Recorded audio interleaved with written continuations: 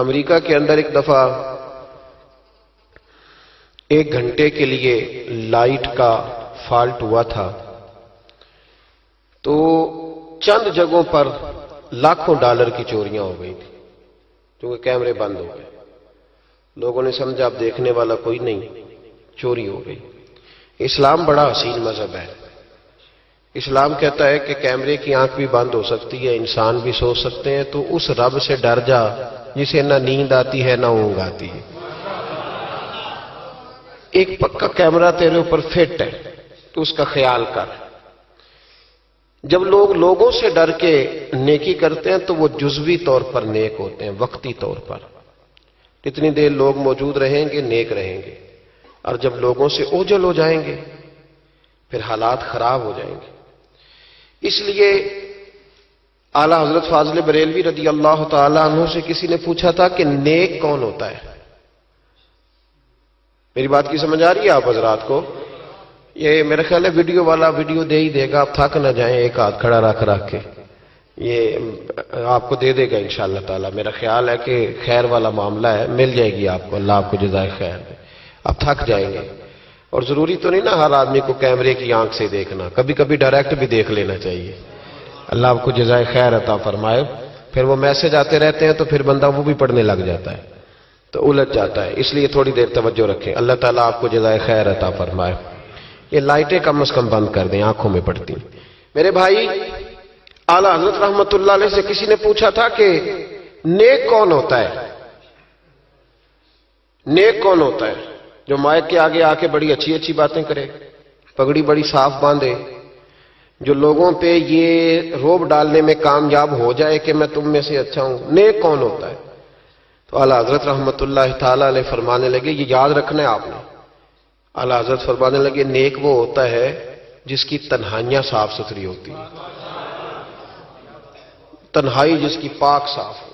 لوگوں کے سامنے تو سارے نیک ہوتے ہیں، میں یہاں آیا ہوں تو میں نے کپڑے بدلے ہیں، وضو کیا ہے، دستار باندھی ہے، خوشبو لگائی ہے، لیکن مزہ تو تب ہے نا کہ جب میں صبح اٹھوں فجر کی نماز کے لیے۔ صبح فجر کے لیے جب میں اٹھوں تو پھر بھی میں یہ دیکھوں کہ اب میں اللہ کی بارگاہ میں جانے لگا ہوا، مجھے پھٹا لباس پہن کے نہیں جانا چاہیے۔ اب میں کئی دوستوں سے پوچھ لیتا ہوں، ملنے آتے ہیں تو میں پوچھتا ہوں، مسجد کی ٹوپی پہن کے ولیمے پہ بھی جاتے ہو؟ بارات کے ساتھ بھی جاتے ہو؟ وہ کہتے ہیں نہیں جی نہیں۔ تو میں کہتا ہوں جو لباس پہن کے تو شادی میں جانا پسند نہیں کرتا، مسجد میں کیسے آ گیا؟ وہ ٹروزر پہن کے جو تو منگنی میں جانا پسند نہیں کرتا، تو نے کیسے پسند کیا؟ اللہ کے سامنے کھڑا ہو گیا وہ پہن کے۔ تو نیک وہ آدمی ہوتا ہے جس کی تنہائی صاف ستھری ہوتی ہے۔ اللہ کریم نے قرآن پاک میں فرمایا، وَلِمَنْ خَافَ مَقَامَ رَبِّهِ جَنَّتَانِ، فرمایا جو اللہ کے سامنے کھڑا ہونے سے ڈرے گا اللہ اسے 2 جنتیں عطا کرے گا۔ بندوں کے سامنے لوگ ڈرتے ہیں، بندوں کے سامنے بڑا ہی ڈرتے ہیں، بڑا ڈرتے ہیں لوگ۔ برادریوں سے ڈر رہے ہیں، قبیلوں سے ڈر رہے ہیں، اپنے اپنے رسم و رواج سے ڈر رہے ہیں۔ کچھ بچی کے سسرال والوں سے ڈر رہے ہیں، کچھ بچے کے سسرال والوں سے ڈر رہے ہیں۔ کچھ لوگ ایسے ہیں جو ماں باپ ہو کے، ملا رومی کہتے ہیں ماں باپ ہے پر اولاد سے ڈرتے ہیں کہ بیٹا کیا کہے گا، بیٹی کیا کہے گی۔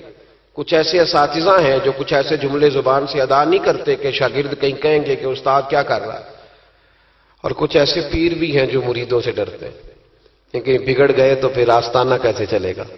ڈر رہی ہے دنیا، ڈر رہی ہے، سب سے ڈرتے ہیں۔ سن لو، میرے نبی پاک علیہ السلام نے فرمایا، یہ مصطفیٰ کریم کے جملے ہیں، یہ حضور کے لفظ ہیں، یہ محبوب نے ہمیں مفہوم سمجھایا ہے، اس کو سمجھ لو۔ حضور علیہ السلام نے فرمایا جو اللہ سے نہیں نہ ڈرے گا پھر وہ ہر ایک سے ڈرے گا۔ تو نہ ڈر اللہ سے، پھر تو ڈرتا تو جتنا مرضی بڑا کوٹ پہن لے، تو جتنی مرضی بڑی گاڑی میں گھوم، تو جتنی مرضی اونچی سیٹ رکھ کے، اونچی کرسی رکھ کے کوٹھی بنا لے، لیکن اگر تو اللہ سے نہیں ڈرتا تو پھر تو ہر بندے سے ڈرے گا۔ تو روب ڈال لے تھوڑی دیر کے لیے، غریب آدمی دبک جائے گا، پیچھے ہٹ جائے گا، لیکن میرے رسول پاک علیہ السلام نے فرمایا جو اللہ سے نہیں ڈرے گا وہ ہر ایک سے ڈرے گا، اور فرمایا جو رب سے ڈر جائے گا اللہ ساری مخلوق کا خوف اس کے دل سے نکال دے گا۔ پھر ختم ہو گیا، پھر کسی سے نہیں ڈرے گا۔ لیکن جب تک اللہ سے نہیں ڈر، ہم سہمے لوگ ہیں، ہم ڈرے لوگ ہیں، ہم سارا دن ڈر کے گزارتے ہیں۔ اگر ہمیں لوگوں کا ڈرنا نہ ہو، ہم تو سویرے اٹھ کے ٹوتھ پیسٹ نہ کریں، مسواک نہ کریں، ہم تو ڈرتے ہیں کہ لوگ کہیں گے دیکھو اس کے منہ سے بدبو آ رہی۔ ہم ڈر کے سارے کام کریں۔ کسی کی شادی میں اس لیے جاتے ہیں کہ برادری ناراض ہو جائے گی کہ خود ہم اس کے ہاں گئے تھے تو یہ آیا کیوں نہیں۔ ہم تو بھائی تعزیت کرتے ہیں لوگوں سے ڈر کے۔ یاد رکھو یہ زمانہ بھگا کے تھکا دے گا، یہ راضی نہیں ہوگا۔ اب بھاگتے رہیں، لوگ دیواروں تک، قبروں کی دیواروں تک چلے گئے، پر یہ دنیا کی محبت اس طرح کی ہے جس طرح بھیڑوں کی محبت ہوتی ہے۔ اس طرف والی بھیڑوں کو گھیر کے لاؤ تو ادھر والی نکل جاتی ہیں، ادھر والی کو گھیر کے لاؤ تو ادھر والی۔ یہ مولا علی شیر خدا کا فرمان ہے۔ آپ فرمایا کرتے تھے یہ نکل جائیں گے۔ کب تک بندوں کو راضی کرو گے؟ کب تک راضی کرو گے؟ ادھر والے رشتہ داروں کو ناراض کرو گے، راضی کرو گے تو ادھر والے ناراض ہو جائیں گے، ادھر والے دوستوں کو راضی کرو گے تو پیچھے والے بگڑ جائیں گے۔ تو حضور پھر کیا کریں؟ آپ فرمانے لگے ایک رب کو راضی کرو۔ ان الذین آمنوا وعملوا الصالحات سیجعل لهم الرحمن ودا۔ فرمایا اگر رب رحمان تم سے راضی ہو گیا تو لوگوں کے دلوں میں تمہاری محبت پیدا فرما دے گا، پھر لوگوں کے دلوں میں تمہاری محبت۔ اللہ کا خوف پیدا کریں، ڈرا کریں اللہ تعالیٰ سے، یہ ذہن بنائیں کہ میرا مالک مجھے دیکھ رہا ہے۔ حضرت جنید بغدادی رحمت اللہ تعالی علیہ فرماتے ہیں جب میں اپنے ماموں سے مرید ہوا نا حضرت سری سختی سے، تو میں نے ان سے وظیفہ پوچھا۔ لوگ کہتے ہیں کہ کامل پیر نہیں ملتا، تو میں کہا کرتا ہوں کہ مرید ہی کوئی نہیں ملتا، کوئی مرید نہیں، سارے تویزوں والے ملتے ہیں۔ کہتے ہیں حضرت صاحب آپ مہربانی کریں ایسی پھونک ماریں کہ سویرے اٹھوں تو میرے پلنگ کے نیچے 2 توڑے نوٹوں کے پڑے ہوئے ہوں۔ تو یہ حضرت صاحب کو یہ والی پھونک آتی ہوتی تو وہ اپنے پلنگ پہ نہ مار لیتے، وہ تیرے پلنگ پہ ہی مارنا تھی ان کو یہ پھونک۔ کہتے کوئی ایسا کام چلے کہ وہ پیسہ ہی پیسہ ہو جائے۔ تو میں نے کہا یہ جو تجھ سے 1000 روپیہ لے رہا ہے، 2000 لے رہا ہے، اگر یہ پھونک ہوتی تو یہ پہلے اپنی پٹاری پہ مارتا۔ بھائی طریقت اور تصوف کس چیز کا نام رکھا ہے؟ پہلی بات تو یہ ہے کہ مرید کا وہ تصور ہی نہیں کہ میں نے معرفت الہی حاصل کرنی ہے، میں نے اللہ کی بارگاہ تک جانا ہے۔ رویہ بالکل دوسرا ہے۔ جب میرا رویہ یہ ہے تو پھر سامنے والے کا بھی تو وہی ہوگا نا۔ اس لیے کہ جیسی میری نیت ہوتی ہے لوگ بھی مجھے ویسے ہی ملا کرتے ہیں۔ حضرت جنید بغدادی کہتے ہیں جب میں اپنے مرشد گرامی حضرت سری سختی رحمت اللہ علیہ کی بارگاہ میں گیا، مرید ہوا تو میں نے وظیفہ پوچھا، تو حضرت نے مجھے وظیفہ بتایا۔ وظیفہ، توجہ ہے میری بات پر؟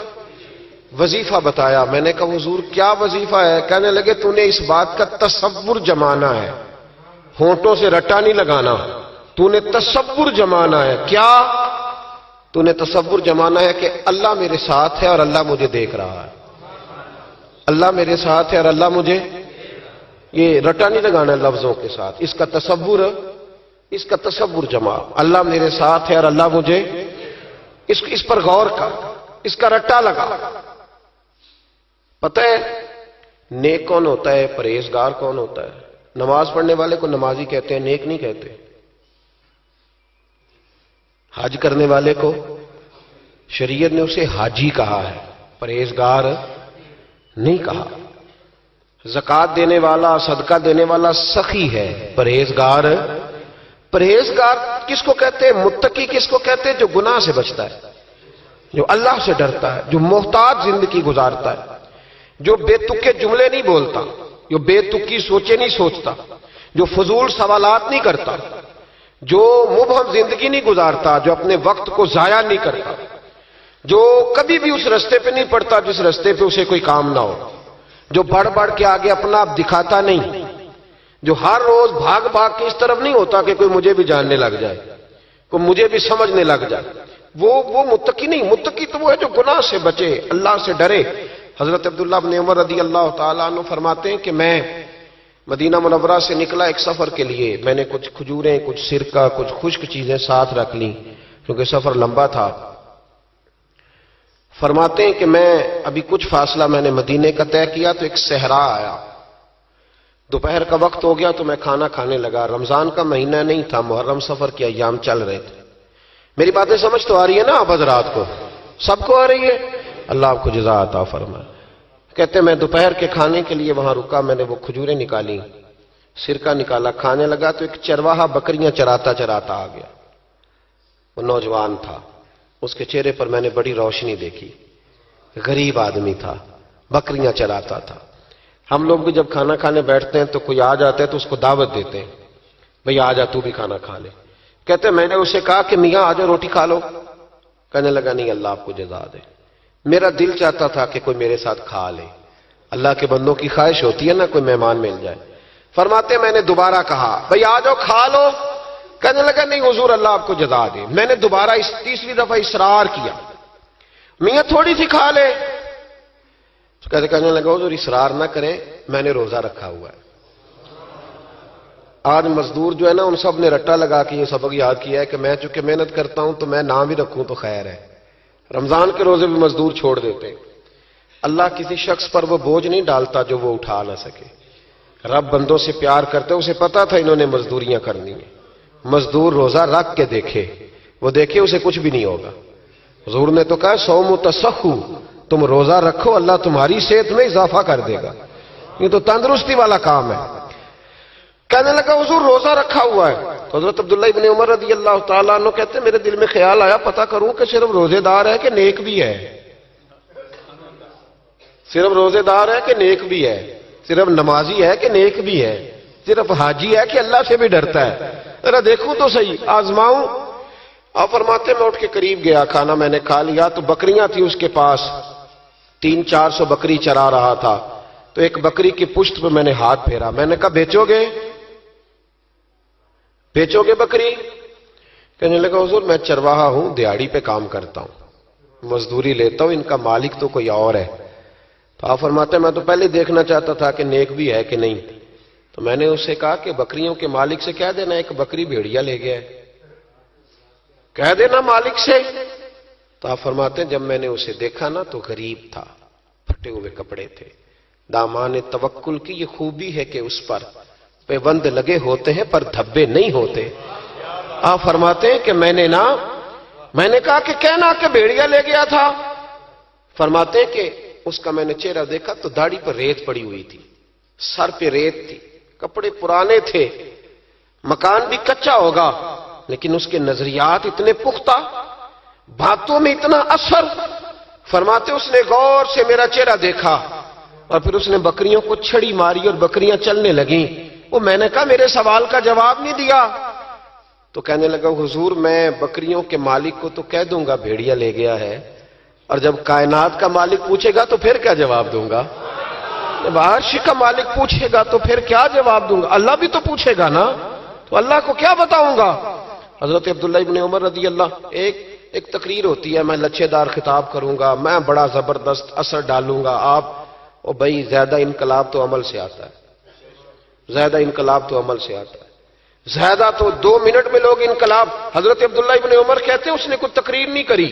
تقریر بھی اثر کرتی ہے, اس کا بھی فائدہ ہوتا ہے, یہ بھی دل صاف کر جاتی ہے, اس میں شک نہیں.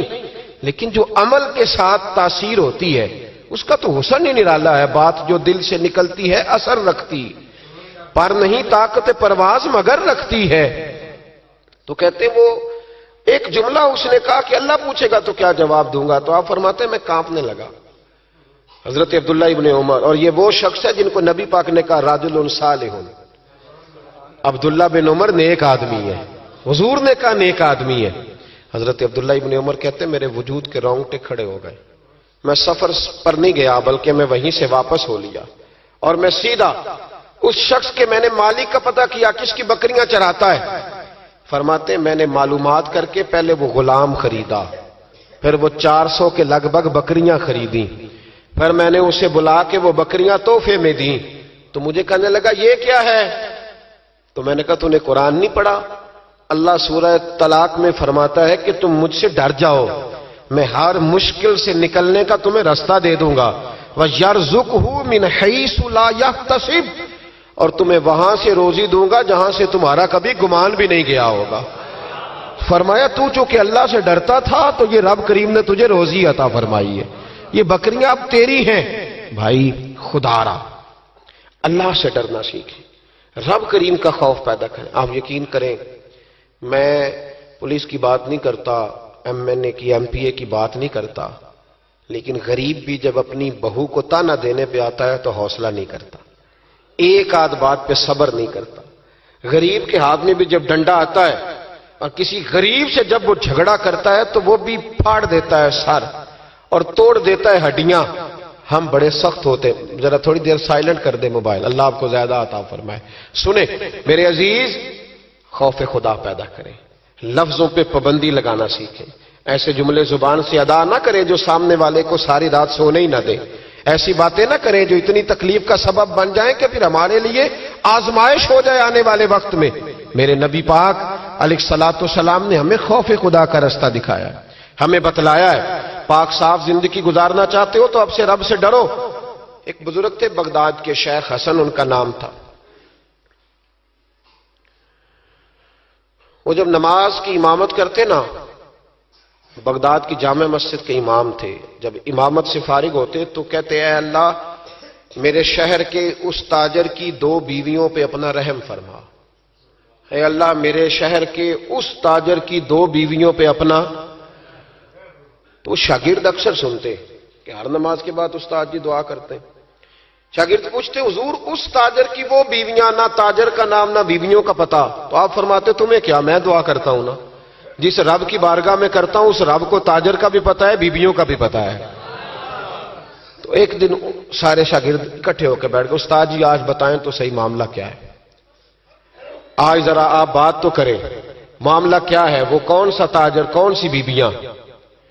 تو شیخ حسن فرمانے لگے کہ بغداد کا ایک تاجر تھا، بے اولاد تھا۔ اللہ اکبر۔ تو وہ اکثر تجارت کی غرض سے ملک شام جایا کرتا تھا،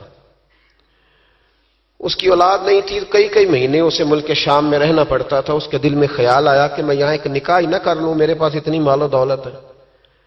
تو وہ گیا، اس نے وہاں جا کے ایک شادی کر لی، مکان بنا لیا، نکاح کر لیا۔ پہلی بیوی کو بتا نہ سکا۔ یہ جو خواتین ہوتی ہیں بڑی جاسوس ہوتی ہیں، انہیں پتہ چل ہی جاتا ہے، ان کے پاس کچھ ایسے ذرائع ہوتے ہیں، بلکہ میں کہا کرتا ہوں کہ اللہ نے انہیں حیث دی ہوتی ہے۔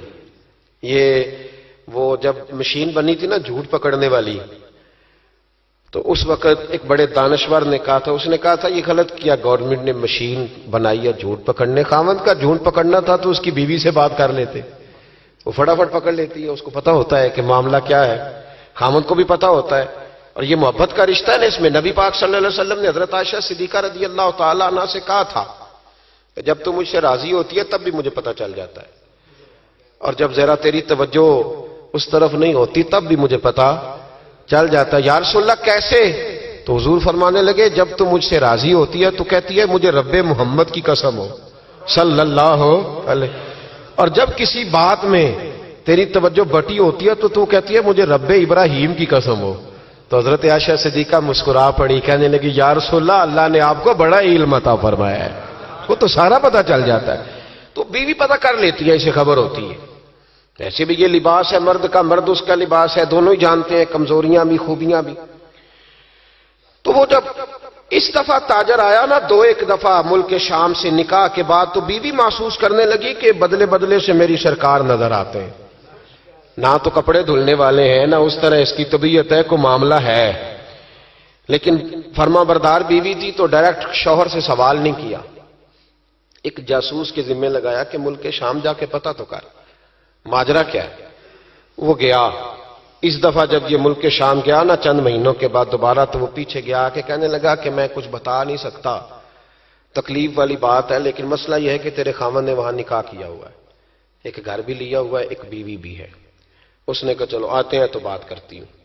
لیکن اب کہ جب یہ آیا نا واپس ملک شام سے تو بڑا شدید بیمار ہو کے آیا، شدید بیمار۔ خاتون کہتی ہے مجھے پوچھنے کا موقع ہی نہ ملا، وہ بیمار ہی اتنا تھا، میں نے مناسب ہی نہ سمجھا، تیمارداری کرتی رہی، تندرست ہوگا تو بات کروں گی، اللہ نے موقع نہ دیا، وہ تاجر انتقال کر گیا۔ ادھر دیکھیں جی میری طرف، وہ انتقال کر گیا۔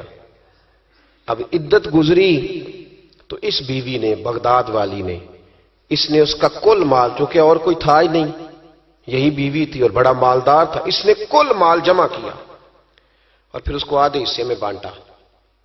عدت گزرتے اس نے 2 سواریوں کا بندوبست کیا، اس جاسوس کو ساتھ لیا اور اس بیوی کے پاس پہنچی جو ملک شام رہتی تھی۔ اللہ کرے آپ کو سمجھ آئے۔ اور بھائی یہ کردار مسلمانوں کا ہے۔ ہم آج کل پتہ کیا سمجھتے ہیں، کہتے ہو وہ تو بڑے لوگ تھے۔ وہ بڑے لوگ نہیں تھے، وہ مسلمان لوگ تھے۔ ان کے نام کے ساتھ وہی لفظ لگتا ہے جو ہمارے نام کے ساتھ لگتا ہے۔ وہ بھی نمازی تھے، حاجی تھے، وہ سارا کچھ تھے، بس ہم نے نہ کہہ دیا دلی دور است، ایسی کوئی بات نہیں۔ آج بھی ہو اگر ابراہیم کا ایمان پیدا، آگ کر سکتی ہے انداز گلستاں پیدا، اور تو فضائے بدر پیدا کر، فرشتے تیری نصرت کو اتر سکتے ہیں گردوں سے کتار اندر کتار اب بھی۔ اس نے سارا کچھ رکھا، جاسوس کو ساتھ لیا اور شام، ملک شام پہنچ گئی۔ اس خاتون کو تلاش کیا اور تلاش کر کے کہنے لگی زمانہ نہیں جانتا کہ تو بھی وارث ہے مال کی، پر میں تو جانتی ہوں نا، میں تو جانتی ہوں نا۔ اور یہاں تو میاں لوگ 2 مرلے کے لیے جعلی کاغذات بنوا لیتے ہیں، قرآن اٹھا لیتے ہیں، خاتون ہو کے، شیخ حسن کہتے ہیں عورت ہو کے جا کے کہنے لگی کہ یہ چونکہ تیرا مال ہے تو میں آدھا لے کے آئی ہوں، آدھی وارث تو ہے اور آدھی وارث تو رکھ اپنا مال۔ اس خاتون نے آگے بڑھ کے اپنی سوکن کو گلے سے لگایا اور کہنے لگی بی بی اگر تو اللہ سے ڈرتی ہے تو میں بھی اسی رب کی بارگاہ میں سجدہ کرتی ہوں، میں بھی اسی مالک سے ڈرتی ہوں، میں بھی اسی کریم کی ماننے والی۔ کا کیا مطلب؟ کہنے لگی میرا شوہر اب کے جب آیا تھا نا ملک شام تو بیمار ہو کے آیا تھا، اور بغداد کے طبیبوں نے اسے بتایا تھا کہ اب تو بچے گا نہیں، تو وہ جب واپس جا رہا تھا تو مجھے کچھ پیسے بھی دے گیا تھا، یہ مکان بھی میرے نام کر گیا تھا، اور مجھے طلاق بھی دے گیا تھا، اور کہہ گیا تھا مردی کا نکاح کر لے۔ وہ چونکہ مجھے فارغ کر گیا تھا، اب اس مال میں سے میرا کوئی حصہ نہیں، یہ سارا ہی تیرا ہے، اب میرا اس میں سے کوئی حصہ نہیں، تو رکھ لے، سارا ہی تیرا ہے۔ شیخ حسن رحمت اللہ علیہ فرمایا کرتے کہ میں مولوی اور مفتی ہو کے، میں پیر اور صوفی ہو کے ان 2 بیویوں سے میں نے بڑا سیکھا ہے، لہذا جب بھی دعا کرتا ہوں پہلے ان 2 عورتوں کے لیے دعا کرتا ہوں، پہلے ان کے لیے۔ جن لوگوں کے دلوں میں خوف خدا ہوتا ہے وہ سجے ہوئے ہوتے ہیں، وہ سنورے ہوئے ہوتے ہیں، وہ دیانتدار ہوتے ہیں، وہ اپنے چھوٹے چھوٹے سے مکان پر بڑے خوشحال ہوتے ہیں۔ ان کی نظریں اگر کبھی جاتی ہیں تو خدا کی رحمت پر، کسی کی جیبوں پر ان کی نظریں کبھی نہیں جاتی۔ وہ میرے بھائی لقمہ حرام آ جائے تو رات انہیں نیند نہیں آتی۔ وہ لوگ تھوڑی سی آمیزش بھی اپنے بچوں کو کھلانا جرم سمجھتے ہیں۔ آج ہر گھر سے چیخنے کی آواز آتی ہے، ہر ایک کو ڈرونے خواب آتے ہیں، ہر آدمی سہما اور سمٹا ہوا رہتا ہے۔ ایک صاحب مجھ سے کہنے لگے پیر صاحب میرے گھر کے کونے سے چیخنے کی آواز آتی ہے، بڑے پیروں کو دکھایا ہے فرق نہیں پڑتا، آپ بھی چلیے۔ تو میں نے کہا یار میں تو عمل شامل نہیں ہوں، لمبا چوڑا تعویذ دھاگا مجھے تو نہیں آتا، ہاں حدیث مبارکہ میں جو وظائف بتائے گئے ہیں تمہیں بتا دیتا ہوں، اس کو پڑھ لو۔ کہنے لگے نہیں جی نہیں، بڑے لوگوں کو دکھایا ہے فرق نہیں پڑتا۔ تو میں نے کہا ہو سکتا ہے پھر جن نہ ہی ہو وہاں پہ۔ کہنے لگے آپ کا کیا خیال ہے؟ تو میں نے کہا اگر کسی یتیم کا مال گھر کے کسی کونے میں لگ جائے تو پھر چیخنے کی آوازیں بند نہیں ہوتی، وہ پھر ہمیشہ آتی، پھر گھر سے خوف آتا ہے۔ اور اگر کسی کے پیسے دبا کے آدمی رات کو سوئے پھر اسے ڈراؤنے خواب آتے ہیں، پھر اللہ اسے تنبیہ کرتا ہے۔ پھر وہ تعویذوں والا مسئلہ نہیں، وہ توبہ والا مسئلہ ہے، وہ استغفار والا مسئلہ، وہ اللہ سے ڈرنے والا معاملہ ہے۔ رب کریم کا خوف، اللہ کا ڈر، یہ انسان کو سجائے گا، یہ سنوارے گا۔ ہم مسلمان ہیں، ہر دوسرا لفظ ہمارا یہ ہوتا ہے کہ ہمارا رب ہمیں دیکھ رہا ہے، ہر دوسرا لفظ یہ ہوتا ہے کہ مر جانا ہے، وقت آنے والا ہے، ہر دوسرا جملہ یہ ہوتا ہے کہ قیامت میں اللہ حساب کتاب کرے گا۔ تو بھئی جب ہر دوسرے فکرے پہ یہ بات بولتے ہو تو پھر بدلنا کب ہے؟ پھر سچ کب بولنا ہے؟ پھر دیانتداری کب کرنی ہے؟ اگر یہ پاک کہہ کہ مر جانا ہے، کنفرم ہے، پھر اس کی تیاری کب کرنی ہے؟ پھر اس کے لیے پروگرام کب بنانا ہے؟ جس آدمی نے 1 ہفتہ بعد عمرے پہ جانا ہے وہ ٹکٹ آج کرائے گا یا ابھی کرائے گا؟ شام کو جانا ہو تو ہفتہ پہلے کرائے گا نا۔ تو یہ کس طرح کا جانے والا ہے جو کہتا ہے اس وقت تیاری کروں گا جب پکا پتہ چل جائے گا کہ شام کو مر جانا ہے؟ اللہ کا خوف ہمیں سجائے گا، ہمیں سنوارے گا۔ زندگی میں بڑی بہاریں ہم نے دیکھ لی، بڑے رنگ دیکھ لیے، بڑے لوگوں کو اپنے ہاتھوں سے دفن کیا. بڑی باتیں ہمیں آتی ہیں, بڑی کہاوتیں ہم جانتے ہیں. کسی کو 30 سال ہو گیا علماء کی تقریریں سنتے, کسی کو 40 سال بیت گئے خطاب سنتے, کسی کو 15 سال ہو گئے بات سنتے. تو بدلنا کب ہے؟ اب اس بات پہ عمل کب کرنا ہے؟ کیا تقریریں سننا ایک رسم کا نام ہے؟ کیا یہ محافل اس لیے سجائی جاتی ہیں کہ ذرا پوسٹر شائع ہو جائیں, مولانا کی فوٹو آ جائے؟ کیا اس لیے یہ سارے کام کیے جاتے؟ تبدیلی کب آئے گی؟ کب ہم اپنے ذہن کو بدلیں گے؟ کب ہم تیار ہوں گے کہ بس بھئی اب ختم دنیا کی دوڑ سے باہر, اب مسجد میں کب آئیں؟ کس وقت وہ وقت آئے گا جب جمعے والے دن لوگ پرچیاں ڈالیں گے کہ آج مسجد کی صفائی میں نے کرنی, آج مسجد میں جھاڑو؟ وہ وقت کب آئے گا جب نبی پاک صلی اللہ علیہ وسلم نے کہا تھا کہ تمہیں پہلی رکعت, ادھر دیکھو میری طرف, کیا معاذ اللہ تعالی ہم ان باتوں کا بھی اس کان سے سن کے ساری زندگی دوسرے کان سے نکالتے رہیں گے؟ کیا رسول پاک علیہ السلام سے ہمارا اس طرح کا رشتہ ہے کہ بات سنی اور ٹال دی؟ کیا اسی طرح زندگی گزاریں گے؟ وہ وقت کب آئے گا جب نبی پاک علیہ السلام نے فرمایا تھا کہ اگر تمہیں پہلی صف کے ثواب کا پتہ چلے تو تم قرآن اندازی کرو؟ کب قرآن اندازی ہوگی؟ کب؟ یا موٹر سائیکل کی قرآن اندازی میں تو 50,000 کا مجمع ہو جاتا ہے. یہاں محفل, اب تو اللہ تعالیٰ محفل والوں کو توفیق ہدایت عطا کرے, وہ عمرے کے ٹکٹ کے لیے لوگوں کو باندھ کے رکھتے ہیں. وہ میں کہتا ہوں بس کرو یار, ٹکٹ دینا ہے تو اپنے امام مسجد کو دے دو چپ کر کے, کسی غریب کو دے دو, عمرہ کار آئے. اب عمرے کے ٹکٹ کے لیے لوگوں کو بٹھاؤ گے محفل میں, جس نے آنا وہ خدا کے لیے آئے یا محمد مصطفیٰ کے لیے آئے, خبردار کسی اور لالچ کے لیے کوئی نہ آئے. یہ تو خیر کا کام ہے, یہ تو چپ کر کے دینا چاہیے. اور بھائی کب قرآن اندازی کریں گے؟ حضور علیہ السلام نے فرمایا تمہیں پتہ چلے جمعے والے دن پہلے آنے کا ثواب کیا ہے, تم قرآن اندازی کرو. کب قرآن اندازی ہوگی؟ کب؟ رسم سمجھ لیا ان سب باتوں کو؟ بس ٹھیک ہے, ایک بڑا زبردست آج میں نے خطاب سنا جی 1.25 گھنٹہ, پھر کیا اثر ہوا اس کا؟ کیا رزلٹ نکلا؟ اس پر عمل کب ہوگا؟ وہ جو میں باتیں سناتا ہوں لوگوں کو 20 اور سینکڑوں, تو میں نے عمل کب سٹارٹ کرنا ہے؟ جنہوں نے نبی پاک سے سنا تھا انہوں نے عمل کیا تھا, انہوں نے سنا تھا انہوں نے. ادھر دیکھو, حضرت عمر کا وہ دور تھا کہ آپ کی ایک لونڈی کلمہ پڑھ گئی تو ابھی آپ مسلمان نہیں ہوئے تھے, تو وہ لونڈی کہتی ہے کہ مجھے الٹا لٹکا کے جناب عمر مارتے تھے, اور اتنا مارتے تھے کہ تھک جاتے تھے تو پانی منگواتے تھے. اور جناب عمر وہ شخص تھے کسی کی جرت نہیں تھی کہ بات کرے, لیکن بس پھر بدل گئے عمر, پھر اللہ کا خوف آ گیا. پھر جو شخص کبھی نہیں رویا تھا وہ بات بات پہ رونے لگا, جو کسی کے آگے نہیں جھکا تھا وہ چھوٹے چھوٹے لوگوں سے معافیاں مانگنے لگا. بدل گئے نا, اللہ کا خوف آ گیا نا. اب وہ اکڑی ہوئی گردن نہیں رہی. اب مسجد میں بھی آ کے یہ نکاح کے پیچھے ہٹو, تمہیں پتہ نہیں میں چودھری ہوں, یہ میری جگہ ہے. اب وہ بات بدل گئی, اب وہ رویہ نہ رہا. حضرت عمر فاروق رضی اللہ تعالیٰ عنہ, اور اس وقت تو ایک قبیلے کے سربراہ تھے نا, صرف ایک قبیلے کے, اور جب فاروق اعظم بدل گئے تو 24 لاکھ مربع میل کے حکمران, 24 لاکھ مربع میل کا واحد حکمران. اور جب کیسر و کسرا جیسے بادشاہ عمر کو بلائیں تو عمر کہیں جاؤ دوڑ جاؤ, میرے پاس ٹائم نہیں. اور ایک دن رات کو چہرے پہ نقاب ڈال کے نا تو مسجد کی گلیاں گھوم رہے تھے عمر فاروق, مدینے کی گلیاں گھوم رہے تھے. 1-2 گلیاں رہ گئیں تو فجر کا وقت ہو گیا. تو حضرت عمر اپنے غلام سے کہنے لگے نماز پڑھ لیتے ہیں اور باقی 2 گلیاں بعد میں گھوم لیں گے. حضرت عمر نے امامت کرائی تو نقاب اسی طرح چہرے پہ. ایک گلی سے گزر رہے تھے تو ایک بوڑھی اماں بیٹھی ہے خیمے میں, بوڑھی کچھ چہرے سے پریشان لگتی ہے. تو حضرت عمر غلام سے کہنے لگے اسے پوچھو کیوں پریشان ہے؟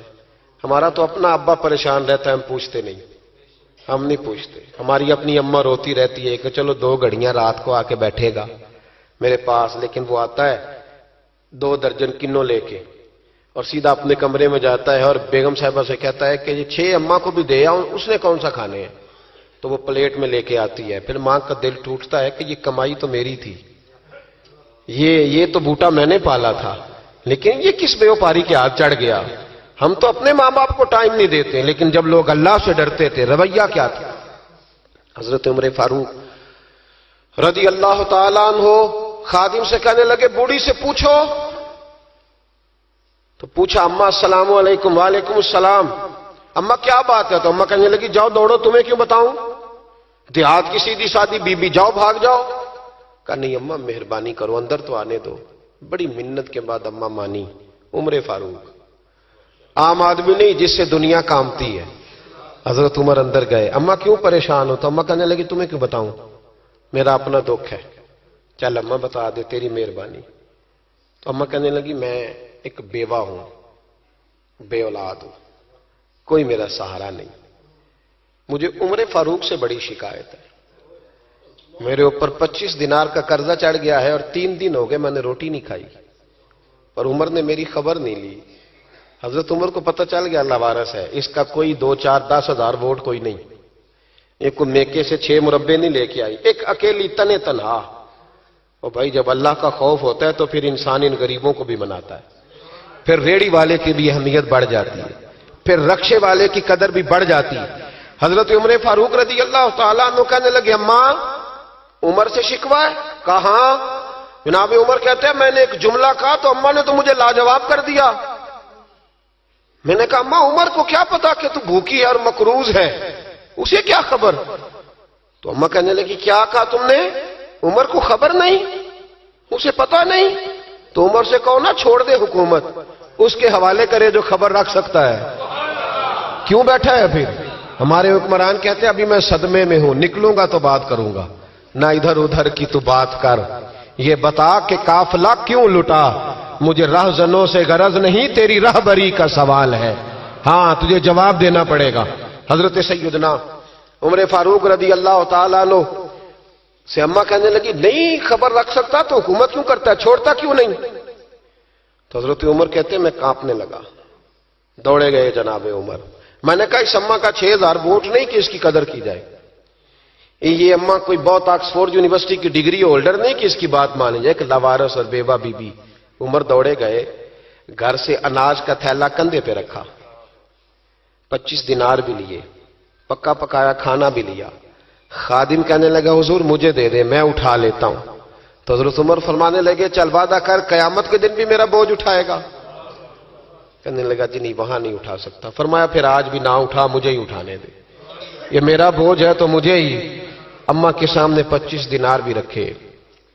پھر اماں کو حضرت فاروق اعظم نے 2 مہینے کا راشن بھی دیا، پھر پکا پکایا کھانا بھی دیا. معمولی آدمی کی بات نہیں کر رہا، 24 لاکھ مربع میل کا حکمران. حضرت عمر مدینے میں بیٹھ کے کبھی للکار دیں تو کیسر و کسرا کی ٹانگیں کانپیں. جناب عمر فاروق رضی اللہ کھانا کھلا کے اماں چارپائی پہ تھی تو عمر نیچے بیٹھ گئے. کہنے لگے اماں چل عمر کو معاف کر دے، چل چل جانے دے، کوئی عرض نہیں، بیچارے کو پتہ نہیں چلا. تو اماں کہنے لگی تو نے پھر عمر کا ذکر چھیڑ دیا. بیٹے میرے گھاؤ بڑے گہرے ہیں، میرے زخم بڑے سخت ہیں، کلیجہ پھٹے تو تجھے دکھاؤں کتنی تکلیف میں ہوں. میں تو پکا ہوا پھل ہوں، کسی وقت بھی دنیا سے چلی جاؤں گی. میں نے عمر کو معاف نہیں کرنا. جب میں قبر میں جاؤں گی نا، نبی کریم علیہ السلام آئیں گے تو میں عمر کی شکایت کروں گی. میں کہوں گی حضور اس سے پوچھئے یا رسول اللہ بیوہ اور بوڑھی کا خیال ہی نہیں کیا.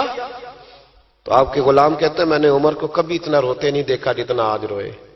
کہنے لگے اماں عمر کو میں جانتا ہوں وہ کمزور ہے، یہ شکایت نہ لگانا، وہ کمزور ہے، مقابلہ نہیں کر سکے گا، یہ شکایت نہ لگانا، چل معاف کر دے. تو اماں کہنے لگی اچھا تو مجھے کچھ اچھا لگتا ہے، جا تیری خاطر عمر کو معاف کیا، تو پیارا لگا ہے، جا معاف کیا، تیری خاطر معاف کیا، تیری خاطر عمر کو معاف کیا. حضرت عمر فاروق کہنے لگے مجھے لکھ کے دو. کون اتنے جتن کرتا ہے؟ کون؟ کسی سے کہنا جا اپنی اماں کو منا لے تو کہتے ہیں نہیں میری غلطی کوئی نہیں تو مناؤں کس بات پہ؟ ہمیں تو 20 دلیلیں آتی ہیں. جا ابا کے پیر پکڑ لے. پتہ ہے نبی پاک علیہ السلام نے فرمایا جس کا باپ راضی ہوگا اسی کا اللہ راضی ہوگا، اور جس کا باپ ناراض ہوگا وہ سارا دن وظیفے پڑھے اس کا اللہ راضی. یہ ابو داؤد شریف کی حدیث ہے. نا جی بڑی مہربانی پیسے نہ لائیے گا. اب بات سنیں، وہ بھی میں سمیٹنے کی طرف آ رہا ہوں، ختم کر رہا ہوں، آپ میری بات پہ توجہ رکھیں. عزیز بھائی، نبی کریم صلی اللہ تعالی علیہ وسلم نے جو اپنے غلاموں کی تربیت کی تو حضرت عمر فاروق کہنے لگے لکھ کے دو، لکھ دو. تو اماں کہنے لگی آپ لکھیں میں سائن کر دیتی ہوں، آپ لکھ دیں میں سائن کرتی ہوں. حضرت عمر نے لکھا فلاں بنت فلاں کو عمر سے شکایت تھی پھر انہوں نے عمر کو معاف کر دیا. اماں سائن کرنے ہی لگی تھی کہ مولا علی شیر خدا آ گئے.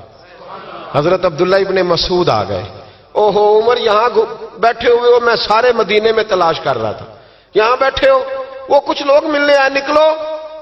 اماں نے سنا کہ یہ عمر تھے تو اماں اٹھ کے کھڑی ہو گئی. آئے ہائے عمر تھے، آپ عمر تھے؟ تو جناب عمر کہنے لگے اماں تو نے جو کہا ٹھیک کہا، لیکن اپنے وعدے پہ قائم رہا، یہ ذرا سائن کر دے. اماں نے سائن کیے تو حضرت عمر فاروق فرمانے لگے علی آ گئے ہو تو بطور گواہ تم بھی دستخط کر دو. عبداللہ ابن مسعود تم بھی بطور گواہ جب سائن ہوئے تو جناب عمر نے رکا لپیٹا اور مولا علی شیر خدا سے فرمانے لگے علی یہ رکھ لو، مجھے لگتا ہے میں تم سے پہلے دنیا سے جاؤں گا، اور جب میں پردہ کر جاؤں نا تو یہ رکا میرے کفن میں رکھ دینا. اگر حضور علیہ السلام نے پوچھا نا میری امت کے ساتھ کیا سلوک کر کے آئے ہو، تو رکا نکال کے کہوں گا یا رسول اللہ ایک بوڑھی ناراض تھی میں اسے بھی راضی کر کے آیا. حضور یہ میں راضی. بھائی جب تک ہم اللہ سے نہیں ڈرتے معاشرہ اصلاح پذیر نہیں ہو سکتا. جب تک یہ وظیفہ پک نہیں جاتا کہ اللہ میرے ساتھ ہے اور اللہ مجھے دیکھ رہا ہے، تب تک حالات بہتر نہیں ہو سکتے. جب انسان یہ وظیفہ پکا لیتا ہے تو پھر چونٹی پہ بھی ظلم نہیں کرتا، پھر وہ گدھے کو ڈنڈا مارتے ہوئے بھی سوچتا ہے. پھر میرے بھائی وہ پھر احساس کرتا ہے کہ جانور کی وجہ سے ہی نہ قیامت میں پوچھ لیا جائے. لیکن جب اللہ سے نہیں، ہمارے اب نہ تو مراقبے رہے، نہ ہم تنہا مصلی پہ بیٹھتے ہیں، نہ رات کو رب کریم کو مناتے ہیں، نمازیں ہیں تو وہ بھی ساری دکھاوے کی. اللہ ماشاءاللہ ہمارے سارے معاملات میں دکھاوا اس تیزی سے آیا کہ روح کا وہ اجر اور دل کی وہ کیفیات ختم ہوتی جا رہی ہیں.